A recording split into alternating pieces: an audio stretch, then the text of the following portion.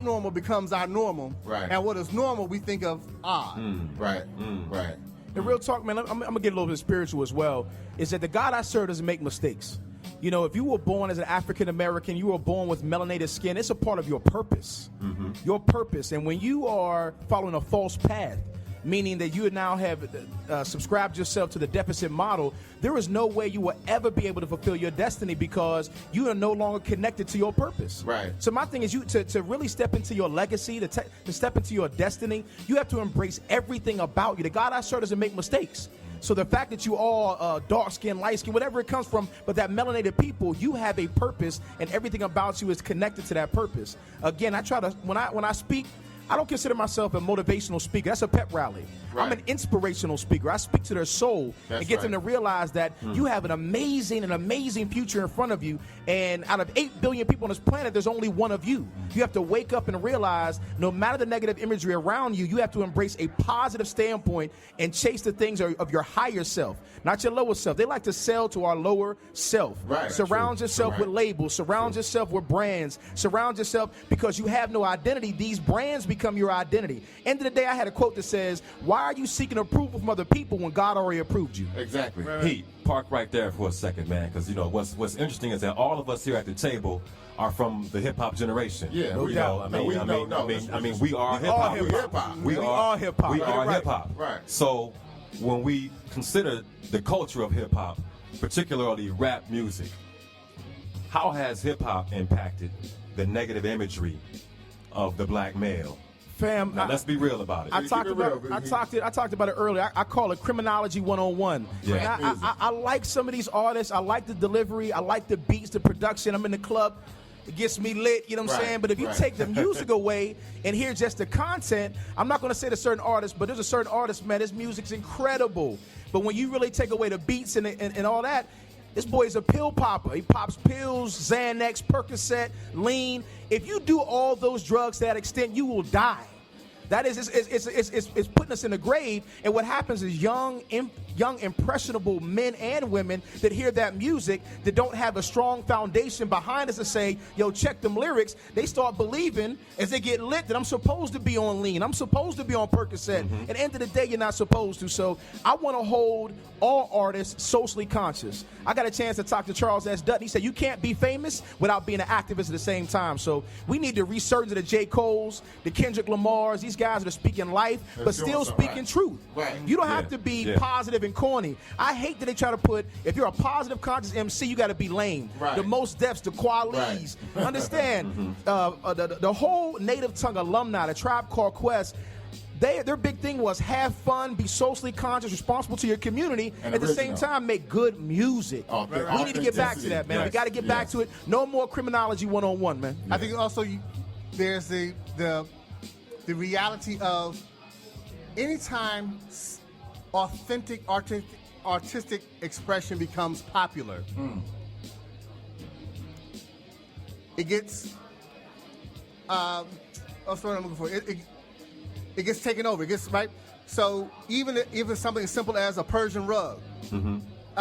What made a Persian rug so beautiful? The handcraft and this kind of stuff. But when they realize, oh, we can make a lot of money off of it, you put it in a factory and it just has the semblance of a Persian rug, but it's not all the handcraft that goes into it. Yes. So when hip hop was consumed primarily by our community, you saw the full range of the human experience within the lyrics. Right. You saw the full range of a lived, authentic, on the block truth. Right. Both good, bad, otherwise, the skank, the uplift, the party, the socially conscious. You saw the full range of the experience. So you saying hip hop has lost its struggle? That I would go so far as hip hop is still hip hop. Okay. So much of what is sold as hip hop is not true to its roots. Okay. That as much as if I go to Iran and get a true Persian rug, handcrafted on the streets or in a somebody's village, Right. and then go to Levine and buy the manufactured in China version of a Persian rug. Just because I got that I bought the one from China out of the factory, doesn't negate the authenticity of the one that was still made in its roots, right? Sure. So much of what we talk about in terms of hip hop that is consumed by most people, and I'm not a scholar in this, so I'm just No, it's all good. I'm just saying. It's all But good. my understanding is so much of what is consumed is that manufactured out of the Corporate. factory kind of stuff. That corporate stuff. Sure. And yeah, that sure. does not negate the reality that still exists by brothers and sisters who are in the clubs, on the street, doing what they need to do, and speaking that truth. Yes. It's just so often so much easier to consume the nonsense that we never actually get down back to the roots that are still there, that still exist. Can I say this to her real quick? Go And I'll- ahead. go ahead. Real quick. I just want to say this real quick.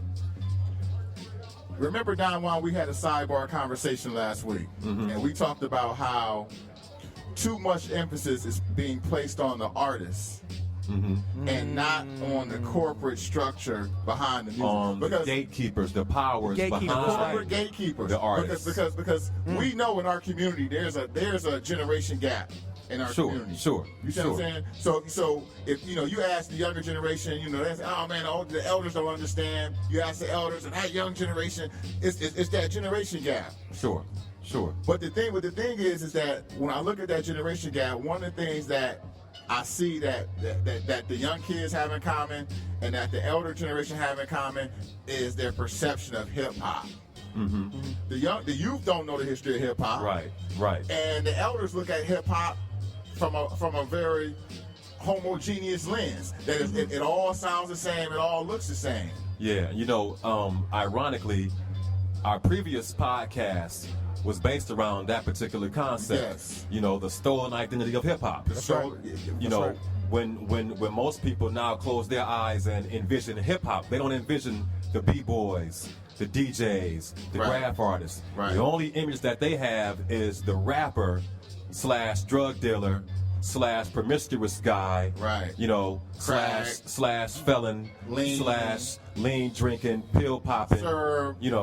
That's the image that is portrayed. Once again, a distorted image, but that distorted image has an extremely powerful impact on our youth. I'm in the schools all week, and Dr. Goggle, I'm sure you can attest to this, man. We have, babies, 5 and 6 year old babies dancing to Twerking. Twerking. not just twerking, Yeah. but watch me whip. With no watch me African center nay-nay. context with it. Go ahead. And what they don't understand, and like you said, there's this generational gap that when an adult sees a young lady or a young, person dancing, watch me whip, watch me nay-nay, they don't understand that when I'm whipping, what am I doing? I'm cooking crack.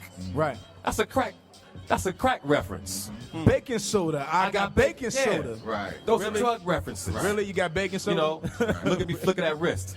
That's cooking crack. Right. Those are drug references Right.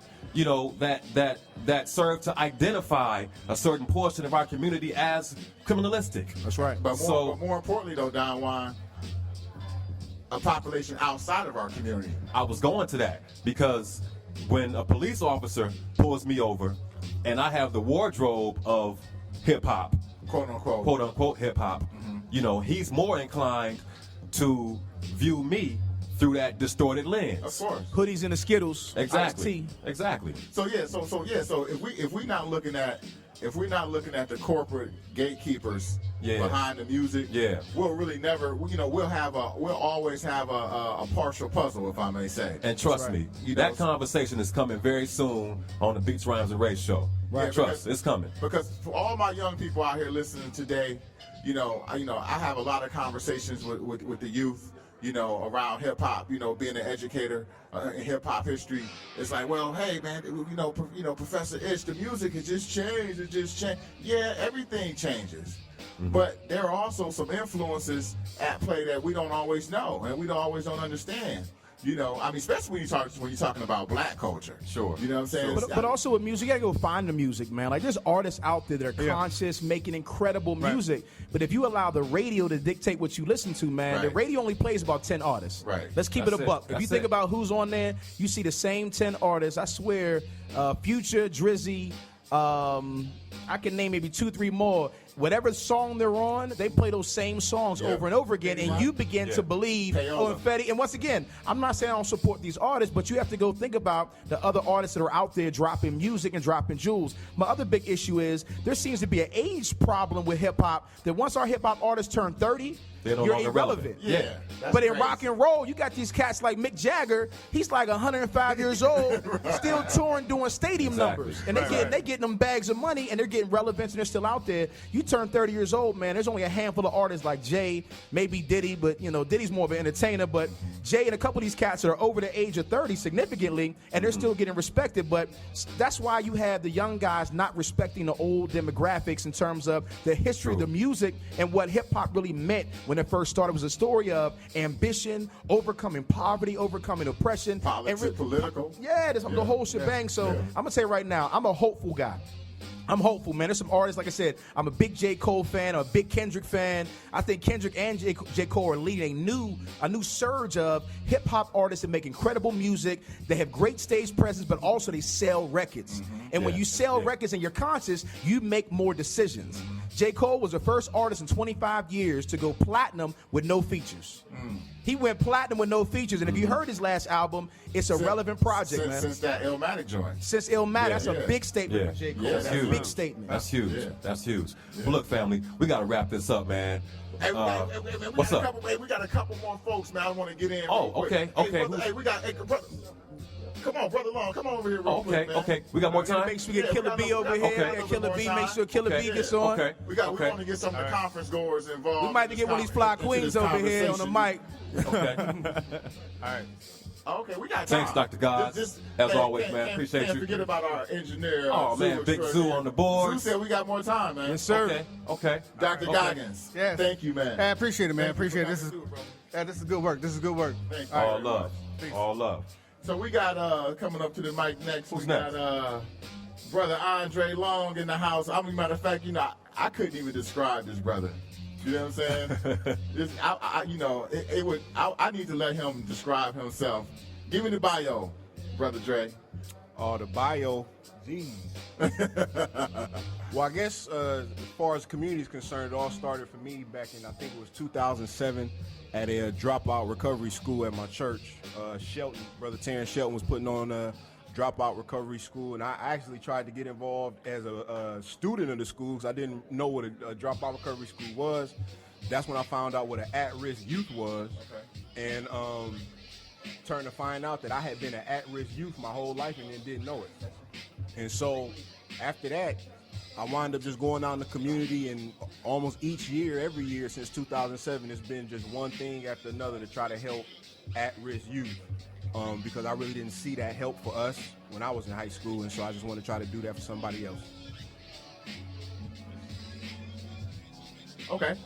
So, brother Long, I saw you earlier, and you said you're writing books. Talk about your entrepreneurial ventures, man. Well, 10,000 hours is the mark that people are supposed to try to shoot for. Whatever you want to do in life, if you put 10,000 hours into it, you'll be able to master it. And so I've put about 15,000 hours in the research, specifically spirituality, over the last 9 years. And so now that I've reached a goal for me of hitting age 30, I feel like it's time for me to begin to share some of this information that I've accumulated. And so I'm working on a number of books. I also write one-page books. Okay. And I have this one here called The Royal Black Woman. It's about what's that about? it's about 3,000 years of black female history before slavery. Oh, wow. Yeah. Wow. Okay. Powerful. Right So- there. The so- one hitter. Yeah, no question. So, brother Long, real quick, why is an event like the Black Male Summit important to you? The event like the Black Male Summit is important to me because it gives me a chance to see where the consciousness is of my cultural ethnic group. You know, Okay. I don't. this is the largest gathering, they say, of black males trying to be educated in the country. Okay. And so it's interesting just to hear the different speeches, the different things, the different interactions, to try to see, where is our mind at collectively as a people. Okay. Can I also add, man, special shout out to Keepers of Art, because to me, sometimes these